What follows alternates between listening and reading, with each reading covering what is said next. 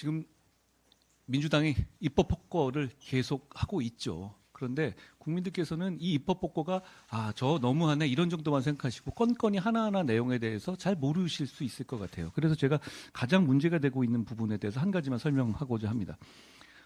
방송사법에 대한 것, 그리고 이진숙 그 MBC 사장에 관한 청문회에 대한 것, 죄송합니다. MBC 사장이 아니라 방통위원장이죠.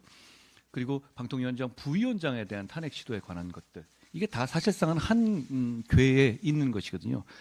이건 지금까지처럼 더불어민주당과 뜻을 같이 하는 사람들이 MBC를 비롯한 방송을 계속 장악하겠다라는 의도를 그대로 보여주는 것입니다.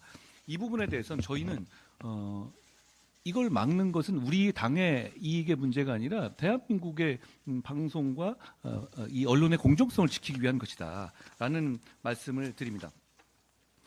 야당 모 의원은 정부 교체기마다 권력을 쥔 사람이 공영방송을 손에 넣으려는 악순환을 끊어야 하기 때문에 이걸 한다고 했는데요. 제가 물어보겠습니다. 그럼 지난 정부 때는 왜 안 했습니까?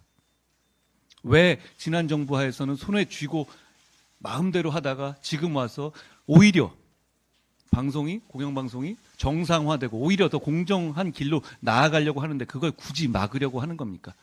저는 이 질문에 답해야 하는 겁니다. 입법, 사법, 행정 사실상 민주당이 장악할 때 왜 이거 안 했습니까?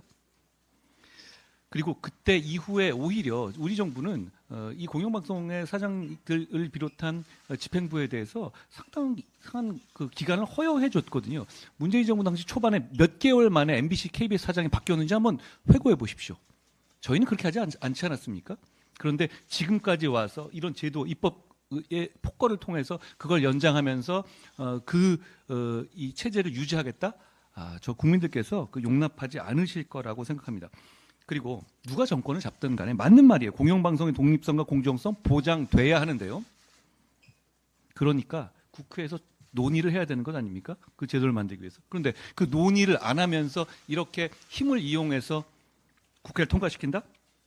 국회 과학기술정보통신방송통신위원회 소위에서 여야 간에 이것에 관해서 구체적인 논의가 치열하게 있었습니까? 그렇지 않죠.